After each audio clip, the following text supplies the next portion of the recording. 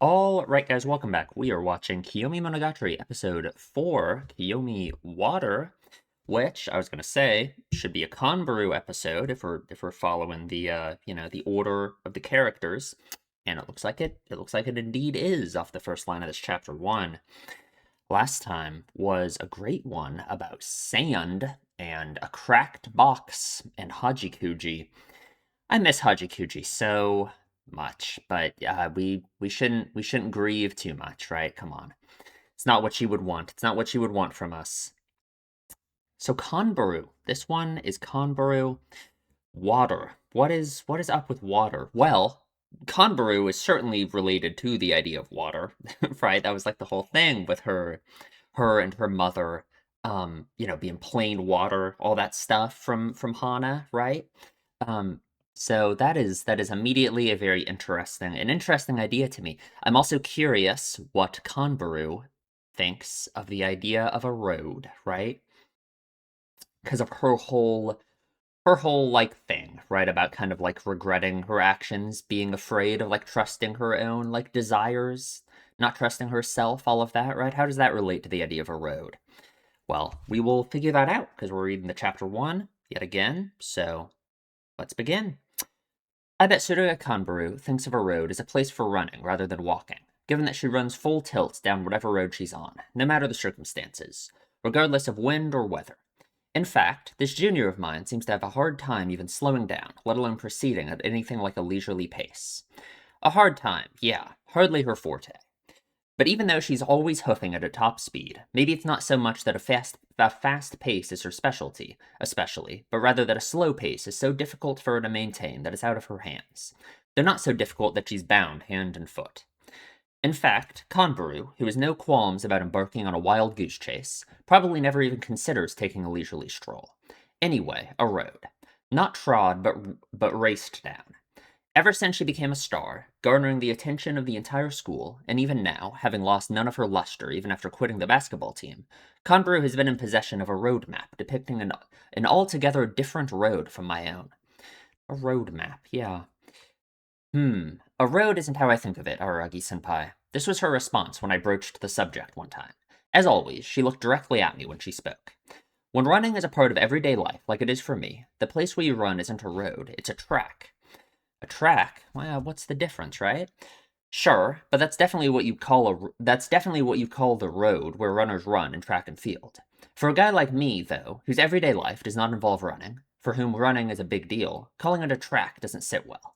How can I put this? Doesn't track strongly suggest an absolute fixed route from which you can't deviate?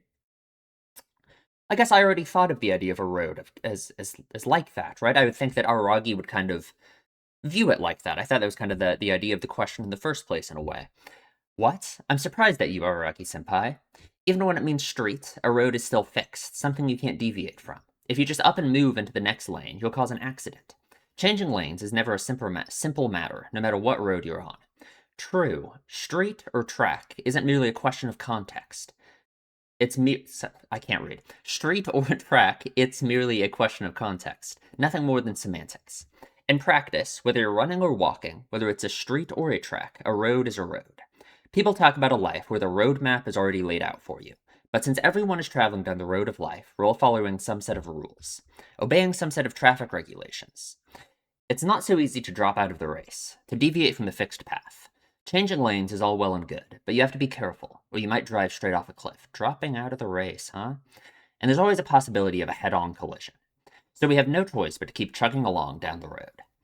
Well, that said, qualified Kanbaru, dropping out isn't actually all that hard. The truth is, even if you don't stray out of your lane, you can still drop out. Going full tilt down the road, down the track, is certainly chugging along, but it doesn't necessarily mean you're moving forward. People can chug along backwards, too. They can and do, she said, because every route comes with an escape route. Wow, that is... Huh. Kind of dark in a way, considering a lot of the stuff in Hana, right? With like Kanbaru and Numachi, like running away and suicide, all that kind of stuff, right? I guess to me, maybe the idea of like dropping out of the race could also be like what Numachi said, I guess, to Kanbaru at like the end about her like sitting on the sidelines almost, not playing basketball anymore. But it's certainly, Yeah, I don't know. Man. Okay. We will watch the episode. Okay, so we are watching Koyomi Water, Koyomimonogatari episode 4. You can line your own copy up with this if you want to. We are starting in 3, 2, 1. Is my volume right? It is not. This opening, right. This is the one I was talking about that I feel like I barely remember. I know it has basketball and flowers and stuff. Oh, my subtitles right. I did not check that. They are. Okay.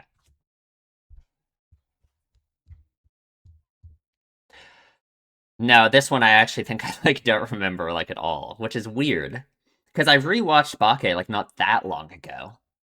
But I guess I only kind of skimmed it. I don't even know if I Yeah, I don't know. I don't know if I even watched this opening back then.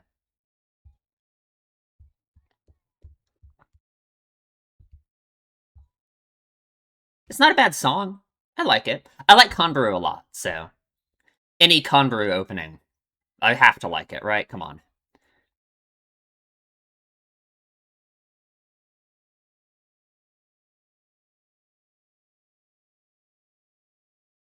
Hmm. Oh, the lyrics actually feel meaningful with like the more knowledge that we have about Converu now, you know?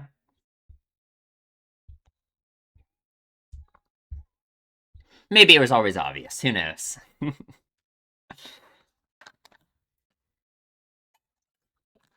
I don't know. That one's good. It's a good opening. Koyomi Water. July. Right, July. This would be sometime around Skihi Phoenix, right? Right. We haven't done this in a while. Didn't he just clean her room like a little bit ago? Because this is in July. God.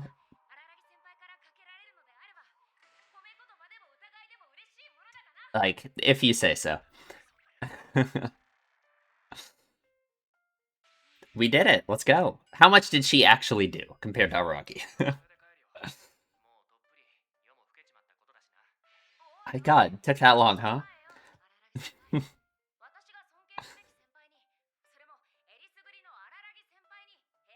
Mm-hmm. What do you mean by doing anything? I literally. Oh, okay, some tea.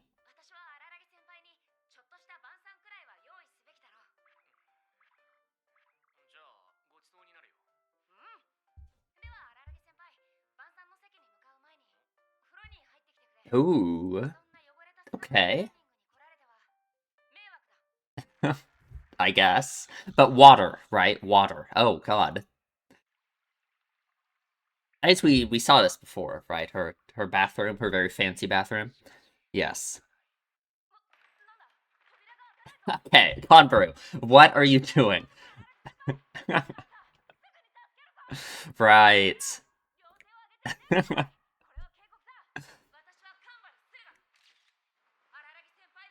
Stop saying that. Got it. His face. I. What's that even called? It's literally actually. What is that called though? God, she is ridiculous. Mm-hmm. Well, I don't know about that. Yeah, didn't that already happen? If this is July? Am I wrong on the timeline? Maybe I'm wrong on the timeline. Maybe that's after this. I think I am. I don't know.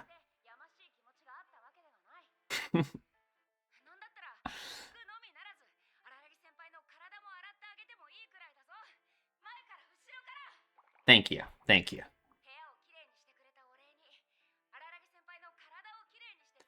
These statues are something.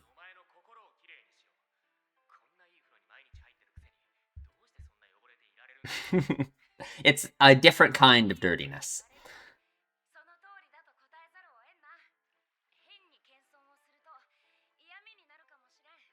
Sure. The water. Something seum. Some kind of mineral, I suppose.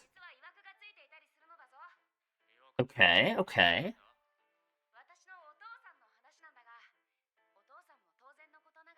Her father. We know nothing about her father.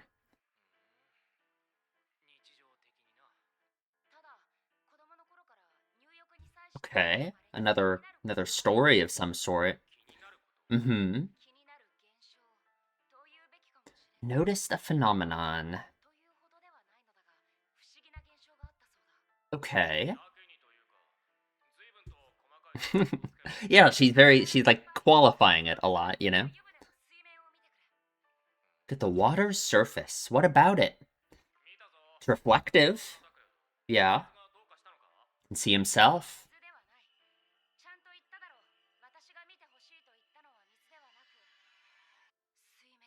But at its surface, don't look at the reflection. Look at the water's surface.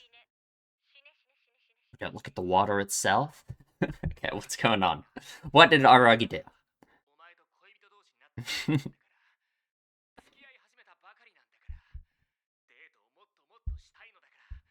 Sure, so don't die.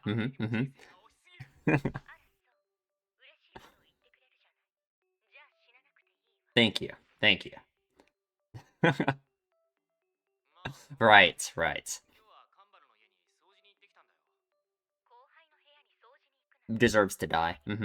Oh no, okay. He takes good care of others. Never mind. Exactly. Thank you. Thank you. I like in a sense, I guess. Right? Sure. Yeah. What more was there to it?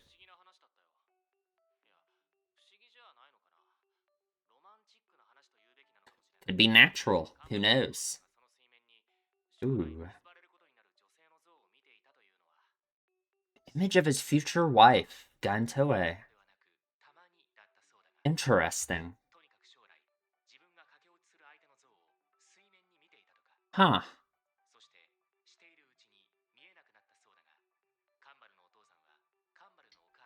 He could tell it was her right away. Yeah. I wonder, like, I would just chalk that up to, like, him, I don't know, misremembering it, right? Like a feeling of deja vu, you know? I wonder. God, don't say that. What are you doing? Yeah, just saw himself, right? Interesting. That in and of itself is quite interesting, right? God, that looks painful. Ooh, okay.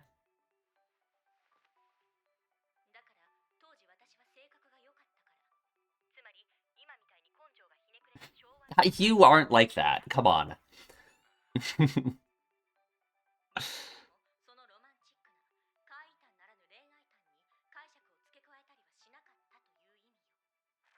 Love story. Yeah, because that's really what it is, right?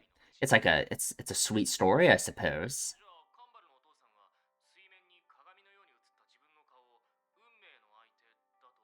Sure, yeah. Or I just wonder if he did he think that in the moment, or did he like I don't know. I don't know. Right? Mm-hmm. Ooh. Maybe, maybe.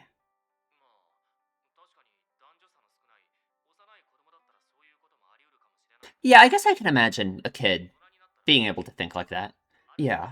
Yeah, you think you would not ascribe any meaning to it when you get older. Sure. Sure.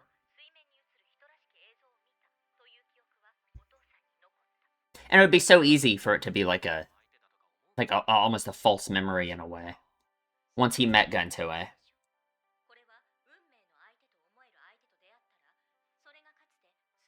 Yeah. Right. It'd be so easy to like make that connection.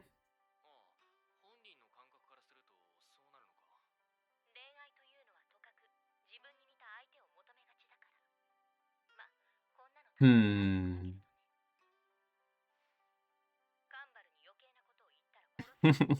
So what do you mean? Thank you. Thank you. Doesn't want him to ruin it, I suppose. God. Hmm. Oh, what does she see? That's actually. I wonder. Because if the mirror itself is almost like your desires or something, you know? Maybe, right? Yeah. It makes you wonder, like, how willing she would be to engage with that. How much she took that to heart.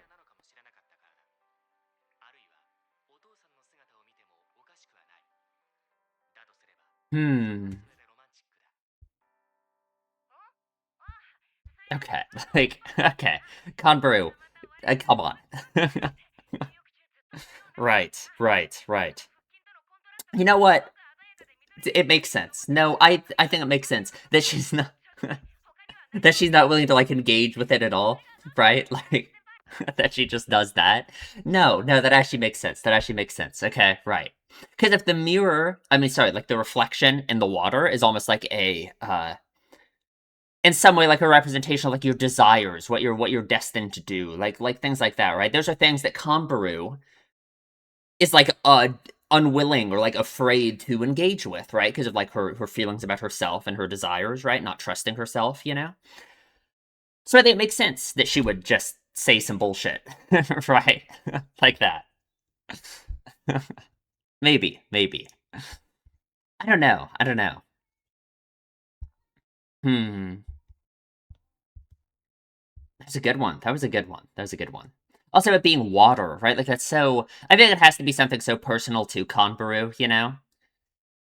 Because that's kind of what we always do with her, right? Is how she seems like such a unserious person all the time. And then when we were in her head in Hana, we like really see like this different side of her, right? You just see how like I don't know. It's just so clear that all of her behavior, I guess it's not like a facade the way she acts, but it's like I don't know. I don't know how to describe it, I guess. Hmm. That was a good one. That was a good one. Okay, we'll talk about the episode in the discussion. Okay, let's talk about the episode. This was another very good one. I really enjoyed this episode. I love Converu, so not a surprise, perhaps.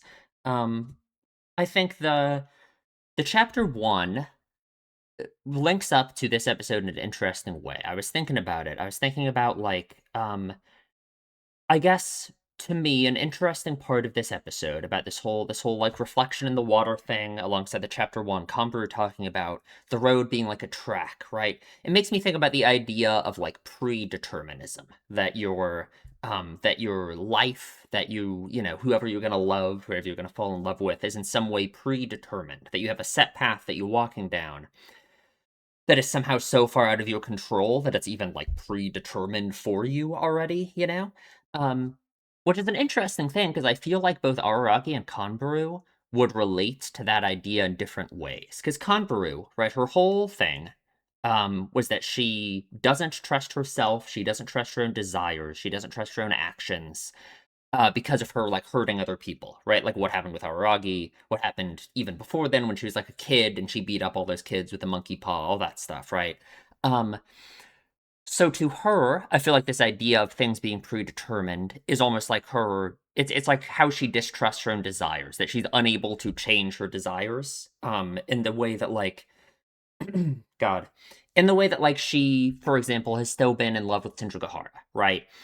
Despite the fact that like I imagine she wishes she could not be in love with Shinjikara, right? It leads her to so much pain, so much you know, all of this, right? She almost hates herself because of her feelings, because of her desires, how much she doesn't like trust them and stuff, right? Worrying about hurting other people, all of that, you know. But nonetheless, this connection to Central Gahara, she holds on to it for so long until the end of Hana. You know, that's when she finally really gives it up when she goes back to playing basketball, right? So in a sense, that to me is like related to this idea of like predetermined stuff, right? That her very desires are something outside of her control. That if she looked in the water and she saw Sindrugahara's face, it's like that's who she's destined to be in love with, and she can't do anything about it. And that's like the whole emotional struggle that she dealt with through the whole story up until Hana, right? Um, which I don't know, that's a really sad way to think about it, right? But it's kind of true. I guess it's kind of true, right? That if Conver's whole problem, if her whole emotional issue with herself is not trusting herself and her desires and like herself to pursue them, um then yeah, I guess it's true that like you're not able to just like change what you want and what you desire like that. You know what I mean? So maybe it makes sense that she would view it like a track like that, and like what she says about there being an escape route, about you being able to drop out of the race, all that kind of stuff. Very much like it's kind of like directly connected to all the stuff that she dealt with in Hana, right? With like Numachi, all of that stuff. Like dropping out of the race, kind of being analogous to, if you want to be like dark about it, the idea of like suicide, which is like all the Numachi stuff, right? The path that Kanbru could have been down, but also like what Numachi said to Kanbru at the end. Just kind of like what Kanburu's been doing the whole story, right? Stopped playing basketball, been on like the sidelines the whole time. Well, what was the line that Numachi said specifically? Something about like there being no like timeouts in life, right? And how that's what Kanburu's been doing, right? She certainly hasn't been chugging along. She hasn't been moving forward on the track. She's been dropping out of the race. It's like she's been looking for an escape route almost. Um, yeah, and I guess the idea of like the water and your desires, it representing your desires in some way. I think it, with the way that she like brushed off Aragi's question at the end of the episode about what she sees in the water, right? Didn't really brush it off, but she did her whole thing, right? Where she acts ridiculous, right? Um, I think that makes sense, right? I think it makes sense that the water that in a way represents like your desires and this concept of like predeterminism almost, that's something that she would not want to engage with, right? Of course. Because as you can imagine, like let's say, I mean it's unclear, right? The episode is ambiguous about this, whether or not there's actually any oddity stuff going on or anything. Um but let's say that she did look into the water and she saw Sindragahara, right? Of course she wouldn't want to tell Aragi that. Of course she wouldn't want to admit that to herself either, right? Like how awful that is, right? That's the thing that she beats herself up over so much. That's the thing that she's been stuck in place in for so long. Um, yeah, and obviously the other interesting thing too is Gun Toei and her connection to water, right? Like, because in Hana, like what was Gun Toei's whole thing, right? It's like um if you can't be a cure, you have to be poison, or else you're just plain water, right? And like we'd have all the shots of the ocean and all the shots of water and all of that stuff in relation to Gun Toei and all of that. So it's interesting how yet again we're having this connection between Gun Toei and water, right? Like Kamburu's father, like allegedly, right? It's like pretty ambiguous again. Seeing Gun Toei's face in the reflection of the water, right? That's really interesting. It makes you wonder too if Kanburu has that same connection.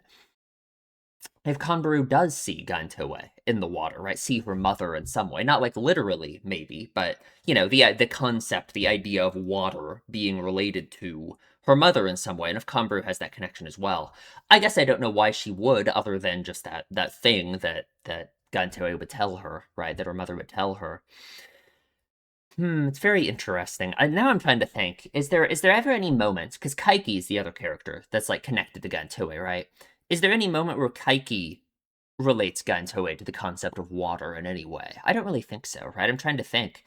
Water isn't really brought up ever in Koyomimonogatari and Hitagi End, right? There's snow, frozen water, which maybe that in and of itself is interesting. The concept of frozen water, snow being everywhere, considering Kaiki's feelings for Gantoe and the idea of them being like frozen in a sense, right? But there's no way, right? We're really like a baby, right? If the author thought of that, that's crazy.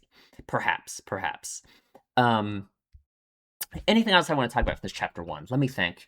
I think, yeah, her attitude about it being like a track it's interesting because it's also, oh, that's the other thing I would talk about, the idea of like predeterminism, and this episode kind of being about that in a sense, with like the reflection in the water, you know.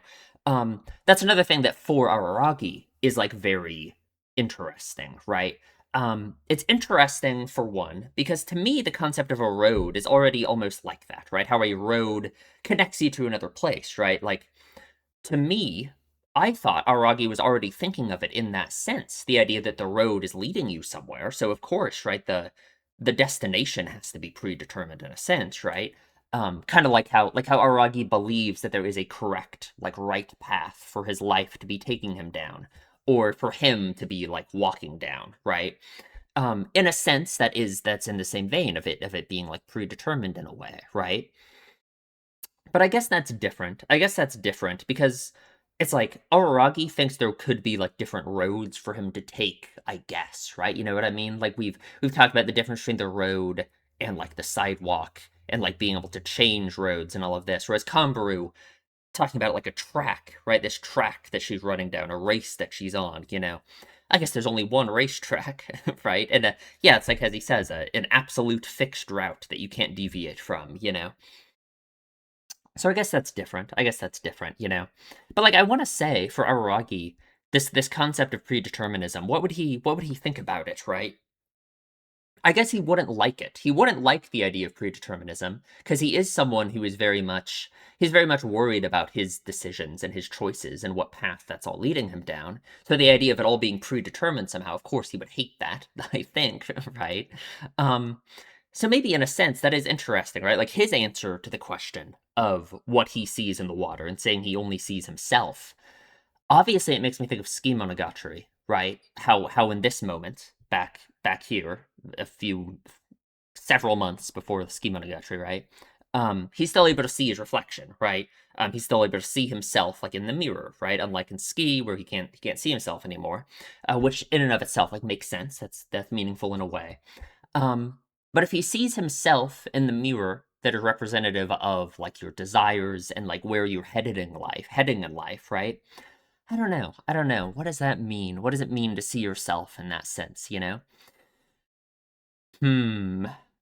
It's interesting, I guess, right? Because it's certainly a very like in a way you could say it's representative of the way that Araragi his whole thing about humanity, his whole thing about like this almost like self-centered in a way that he views like life and the way he's like going down his own life, right? The way he thinks that it's also determined by himself and he doesn't want to think of it as being influenced by others. Maybe in that way it makes sense that he would look in the reflection and only see himself, right? Because that's kind of like how he views it. That's how he views like the road of life, right? He views it as very much self-determined, you know. Yeah, yeah. Anyway, anything else I want to talk about from chapter one? I don't really think so. Um, Converu talking about changing lanes being dangerous, right? If you move into the next lane, you'll cause an accident. Changing lanes is never simple, no matter what road you're on. That's another thing that makes me think about Converu and like her regrets about making decisions, right? Hurting other people, right? Her worry that if you decide to move lanes, if you decide to change the path you're on, you'll hurt other people, right? That's kind of her whole thing, right? That's kind of her entire thing as a character, you know. I just can't help but be sad seeing Conver like this, you know? Is this like the first time we've really seen her since Hana? I think it is, right? She wasn't in yeah, I don't think we've seen her at all. So it's just kind of sad seeing her like this, just knowing that so much of her behavior is so explained by there's just so much regret behind all of it. There's so much like it just feels like this way she acts towards Araragi, it feels like it's so tied to her feelings about Sindrugahara and that first conversation she had with Araragi back in Bake and all of that, you know. Um there's just something so like bittersweet about it because it's like clear, yeah, she's friends with Araragi and they're just kind of hanging out and having fun, but there's just something like deeply sad about it to me, right? Like just the way she acts, the way she is, you know? Thank God we got Hana. Thank God we got Hana, and we know that she that she figures it all out eventually, right? But God, it's sad. Okay, let's like go through the episode, I guess. Was there anything I kind of like clicked through it as I was talking about it here, but whatever. Let's go through it, right? Let's go through it. He's here to clean a room. It's full of books yet again. It's more ridiculous than ever. So, okay, I think I was a little bit wrong about the timeline. Maybe. Um, I thought Skihi Phoenix was in July, but no, I think Skihi Phoenix is at the start of like August, isn't it? So if this is in July, maybe this is before Karen B. So this is before um Sindrigahara's kidnapped him, right? Because they have that back and forth about whether or not Sindrigahara would ever kidnap him, right? So this must be before, I think this is before Karen B, unless I'm completely off on my timeline, right? Well, I don't know. If Skihi Phoenix is in August, there's all the other stuff in August, but I guess that's later. I guess that's afterwards, right? I guess. Maybe. I'm kind of, God, I'm faltering on this. Well, I guess it's, I mean, it's like a tiny difference, whether or not that's whether or not Karen B and Ski Phoenix are June, July, or whether or not they're July, August, right? I don't remember. I think they actually are July, August. I think I was wrong about how I was thinking about it. Either way, anyway, um, full of books. The walls are literally, literally like bulging out with the number of books. Very awesome. Very great. We get it all cleaned up. Thank God. I love her so much. God. Can't let him go home without doing something to him. Gonna prepare dinner and give him a bath. Of course, of course. So here we are. God, these blue and red demons, they remind me of ReZero, of that one thing in season one. I won't spoil it, but I don't know. It makes me think about that, because I think that is like a Japanese folklore thing, right? Anyway, I don't know what those could possibly mean. But here we are at the bath. We saw it in Hana, right? The very fancy bath. Kanburu has a lot of money, doesn't she? God. She's trying to break in, of course. What's the meaning behind that? Right? I don't really know. I don't know how to analyze her trying to break into the bath to attack Araragi while he's naked. I don't know. I don't know. I'll go get the pole that Riot Squads use when they push forward. You know what? I'm gonna look up what that's called. It's probably just called like I don't know. I don't know. What do I even look up? What do I even look up? Riot Squad door thing name. What's it called? Oh, no, not a push bar. No one's. They're just not even telling me. It's not even telling me what it's called. Door, ram thing. Tactical door ram. Battering ram. Sure, I guess. The Stinger. Enforcer battering ram. I guess, right? Sure. I guess that's what it's called. Okay, we got that figured out. Thank God. I thought you were being held captive, so I was extremely worried. He kind of is by you right now. God, so this is before, this must be before they have their little, wait, no, so this is before he comes up to clean her room again, right? In like the second episode of Nisei, I think. He comes to clean her room again. So he cleaned her entire room, and then he comes here again in like a week, and it's destroyed again. Okay, good, good. Hmm. Now, why does she get naked too? She's not going into the bath. Like, I just do the laundry. I don't know. When you call it a great bath, I have to agree with you, because if I act oddly humble, I might come across as sarcastic. It's not just a great bath, but the bath water is great too. It's that deep water something that's full of something CM. Sure, some kind of minerals, I suppose. Heat up the well water from the garden.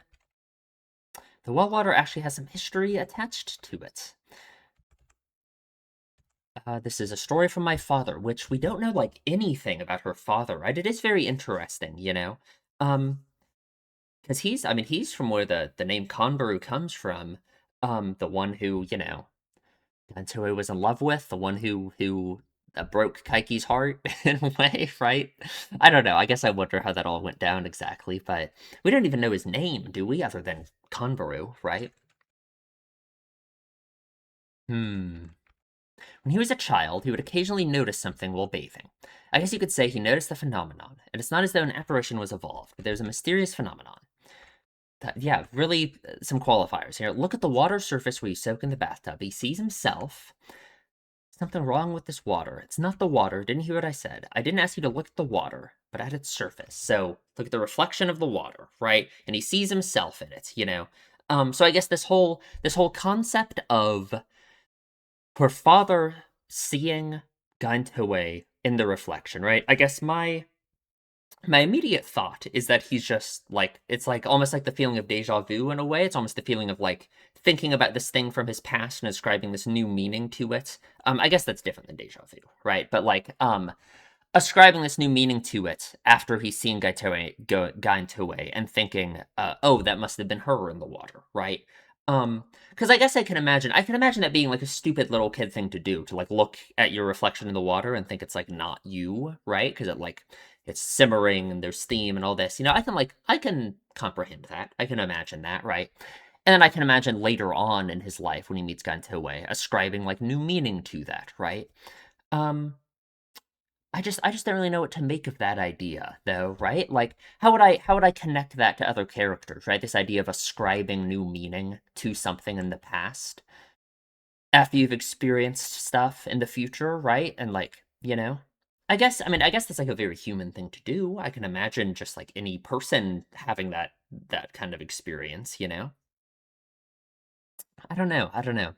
Subject, I heard you went to Comfort's room. Die, die, die, die, die, die, die, die, die. Sure. I only recently started to date you. We're still in a very new relationship. I want to go on many, many more dates. Life is way too precious to die right now. Thank you. Thank you, Araki. To think he'd say something so joyous. Shinjikahara-san, you're so easy. So easy to convince her to not kill him. In situations like this, you should say die a bit more. You probably shouldn't. Anyway. Ended up going to Cumber's house today to clean up. Right. Sendra is doing some crazy, like, yoga stuff. Like, at one point, she, like, balances entirely on, like, her neck and her lower back, or her upper back. That looks like it would be so, like, painful. Like, I don't know. I don't know. A bit insolent to take a bath there makes you think you should die. Exactly. Right. Better than thinking about killing you. In a way, but what's interesting, of course, is Sindra threats of killing Araragi have already saved him once, right? Or I guess not threatening to kill him, but threatening to kill whoever was going to kill him, right? So sure, I guess there's a difference there, right? I suppose. It's a really mysterious story. Maybe it wasn't that mysterious. I don't know. Is it? It's kind of a romantic tale. It's kind of like a fairy tale in a way, right? It really is like a love story, It's like ascribing this like fantastical, like fairy tale type thing to like, the person you love, right? In that sense, I think it makes sense that Sindra doesn't want to like ruin it for Kanbru, why she tells Araragi to not like do that. Maybe it makes sense, like, I wonder how much Kanbru like took that to heart too, how much like meaning she ascribes to that story too. Like, I wonder if she thinks that it's like was true or in some way like they probably told it to her when she was like a little kid, so it might be something that she thinks is very meaningful, right? If she was told it when she was really young. So then I wonder if she looks in the water and if she sees nothing but herself, because she probably that's how it is, right? Then how does she feel about that? If she I wonder, right? Because it's interesting, because it's like we think that Araragi, seeing himself in the reflection, says something about the way he views, like, his life, and him being the one in control of his own life in this way, like, thinking about himself being, like, uninfluenced by others, and wanting it to be that way, right? So, him seeing himself in the reflection makes sense, right? But Kanbaru, someone who doubts her own actions so much, and who is, like, afraid of her own desires, and afraid of where, like, that would bring her in life, right? How would she feel about seeing her own reflection, in the water, if she thinks it is something that's so meaningful? Maybe that's another reason she would brush it aside, right? Is it might actually be like a sore spot for her, something that she does, think about. I don't know. The fact that Conver's dad saw the image of his future wife on the water's surface. God, every time we see his reflection, it makes me think of Ski, right? Because that's the other thing, too. That's kind of like the obvious connection as well, right? Is in Ski Monogatari, he can't see his reflection anymore. Because it's almost like he can't recognize himself anymore, right? He doesn't see himself in the mirror. He sees himself as being changed so much over the course of the story, right? Almost like that same thing, like having allowed other people to influence the direction of his life so much. So yeah, him in that reflection, seeing himself in this moment, right, when it's many months before. Yeah, it makes so much sense, right? That's kind of I guess I'm kind of only connecting it to that because I connect it to that in Ski where it makes more sense. But like, you know, it's the same thing. It's a reflection, right? It makes sense to me. The fact that Kanburu's dad saw the image of his future wife on the water's surface. That's how the story went. It supposedly wasn't all the time, but every so often. We get all these shots of like reflective things, right? Very cool, very cool. I wonder how they do these, you know? Like, I wonder, do they actually, like, when they're like drawing this, you know, do they actually, is this just like a distorted image, or do they actually like draw it like that? I just can't imagine how hard that would be to like draw a distorted reflection like this. That has to be so hard, you know? I studied like how do you make it look right? You know, this looks so like this looks so right. You know, the reflection of this right here, all of this. You know, I don't know. I don't know. On the water's surface, he saw the image of a woman he would one day elope with. Over time, he stopped seeing it, but when Cumber's father met her mother, in other words, when he met Gantoe-san, he was shocked. Anyway, when you looked at the water surface, like Cumber told you to, who did you see on the surface? I wonder who he saw. Hanakawa, Kambaru, Hajikuji, God, no way.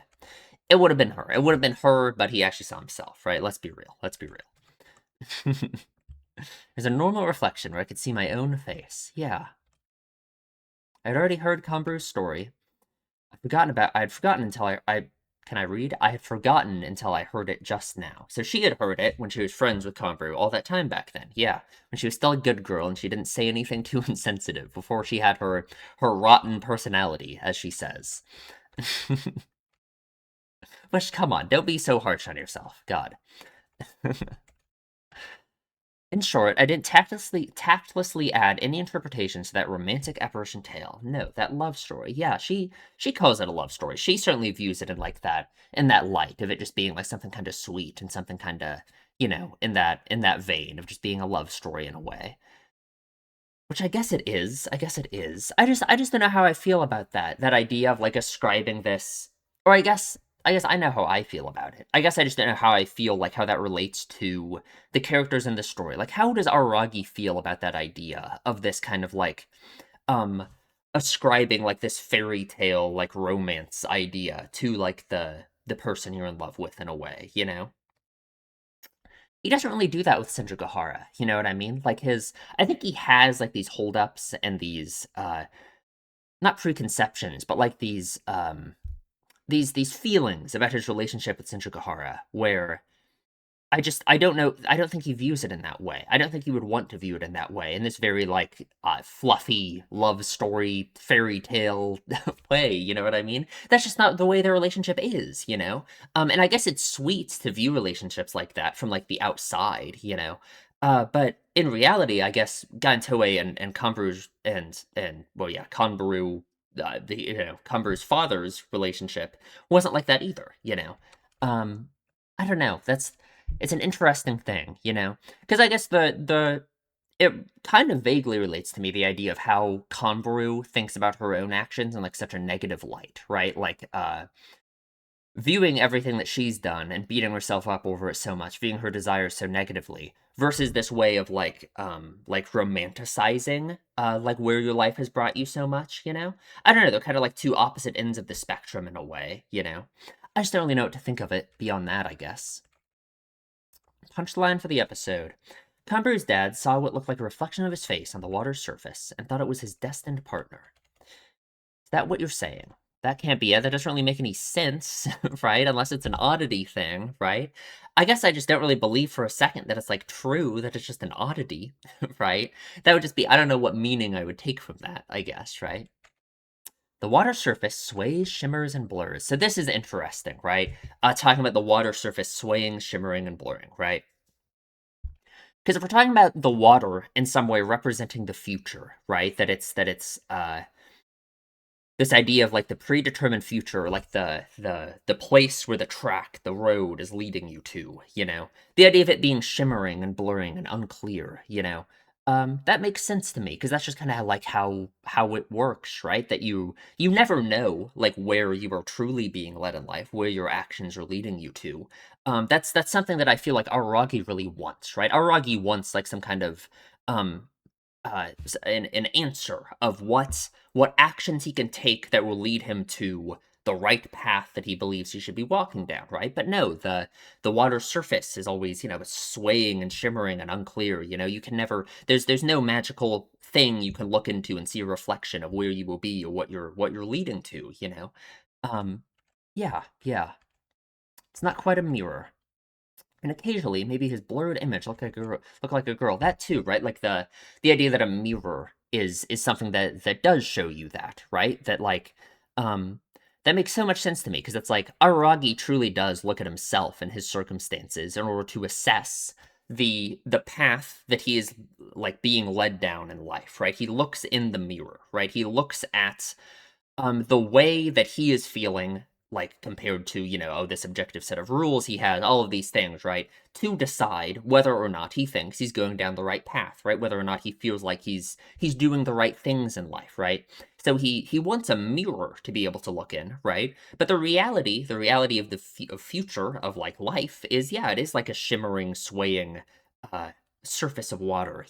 Of course there's things you can do to impact the future, right? Obviously, right? It's not like all of your actions are meaningless. There's nothing you can do. But you will never be able to perfectly lead yourself to a future that you have imagined. Like I just don't think that's how it works, right? And that's what Aragi wants so badly, is that kind of thing, right? That's how he imagines that it truly does work, I think, right? And if he isn't happy, if he hasn't been led to the outcome that he wants with his life, then he thinks that means he must be making the wrong choices, the wrong decisions, right? Yeah, but it's not like that. It's not like that. And occasionally, maybe his blurred image looked like a girl. Maybe, maybe. When you're a kid, there's less gender differences, something like that could happen. Yeah, I can buy it. Like it makes sense to me. I can imagine that, right? Once you're an adult, or rather, once you're more observant, you'd naturally notice that, and that's why it stopped happening. Sure, sure. The memory of seeing a person's image on the water's surface stayed with him. Hmm. But still, would you think that's your destined partner? That's really delusional. He didn't think that in the moment, right? He went back and ascribed that value to it afterwards, right? Yeah, yeah. Which again, that's so interesting because it's like that's just kind of how it works, right? Like for Senjogahara and Aragi's relationship, for example, it's like in 10 years, Aragi can look back and see Senjogahara as like the person who has like influenced him the most and has made the biggest positive impact on his life. All of this, right? When they're married or whatever, right? I hope, right?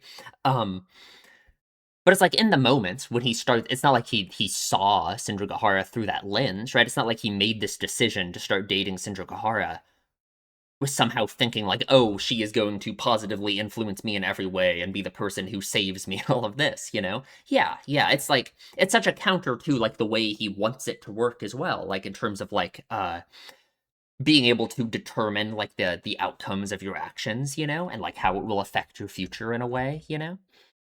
She resembles the image of yourself you once saw on the water's surface. Yeah. From a dad's perspective, I guess that's how it is. In romance, you tend to choose someone who's similar to you. It's simply an interpretation. If you say anything unnecessary to Conqueror, I'll kill you. I'll never forgive you if you tell her. In case your tongue slips, make sure to commit suicide before tomorrow. Sure, right? She doesn't want to ruin it. She doesn't want to ruin it for Conqueror. And he asks Conqueror what she sees in it. If Conqueror's dad's interpretation is correct, the partner Conqueror will one day unite with should be visible. But if Sindra interpretation is correct, perhaps the person who showed up there is Conqueror's mother. That's the other thing too. Is it's like I wonder if Conqueror looks in the reflection, she sees no one but herself, like it probably is. Then like another way she can interpret it is she's gonna remain alone forever, right? And she's never gonna be. Like God, I feel like there's no interpretation of what Conqueror sees when she looks in the reflection that isn't just sad, right? Oh God, I feel so bad for her. It wouldn't be strange if we saw her father there either. If so, that's romantic in its own way. I see my own boobs, of course. If I say so myself, it's really erotic, and I stare at them the entire time I'm bathing. I thank you. Thank you, Comper. Thank you. Okay, well, that was a good one. That was a very good one. I'm loving these so much. They're so good. Um, you know what I said I was gonna do? I said we were gonna go through the ending and try and point out all the characters so I can try and figure out what all of the what all this what everything's gonna be here. Let's see here. Let's see what we can do. Okay. We got Senjogahara and Hanakawa, right? That makes sense. We already had those episodes with those two. Shinobu. We have not had a Shinobu episode yet. We probably will. I hope. I assume. Who else do we have? Who else do we have? Kanbaru. Looking good. Looking good. Hajikuji. We already had that episode. Who else do we have? There's Nautiko. Of course, we'll have a Nautiko episode. Karen. Skihi. Ooh, Kaganui and Guy Nizuko. I guess we could have episodes with them. I guess we probably will. I mean, they're showing up in the ending, so sure. And I think that's the only other two I didn't have, right? Because I remember I counted 10, right? Let's go through it again. In order. Hanakawa, Shinobu, Senjogahara, Kanbaru, Hajikuji, this is really in order. Nautiko, Karen Skihi. I'm forgetting. I'm definitely forgetting people. Karen Skihi, Ogi was another one. What was 10? What was the 10th one? Who am I forgetting right now? I'm forgetting someone. I'm definitely forgetting someone. I don't remember. I think I'm forgetting like a main character right now. Who am I forgetting? You know what? I don't know. Kaiganui, Guy Nizuko. Who are you? Am I crazy? I don't recognize this character. Am I insane? Am I crazy? I don't recognize the art style at all. Who are you? Am I insane? Who is this? I don't know. It's hard. It's hard sometimes, this art style, right? There's Ogi. Oh, that's Ogi right there, right? Okay, okay. And then I think, yeah, we just kind of circle around all the same ones. Ononoki. Oh, that's who I'm forgetting. Ononoki, right? That's where I was forgetting. That's 10, and then Kaganui ga Nizuko, that's 12. Okay, so that could be all of our characters that would be paired up with our Ragi for these. Right, okay. Right. I still don't know who that one character is. But either way, okay, we got it all figured out. Cool. Interesting. Anyway, that aside, I suppose that is it. That was a good episode. I love Kanbaru so much. Yeah, so please, if you enjoy my videos, subscribe, leave a comment, tell me what you think, and I will see you in the next one.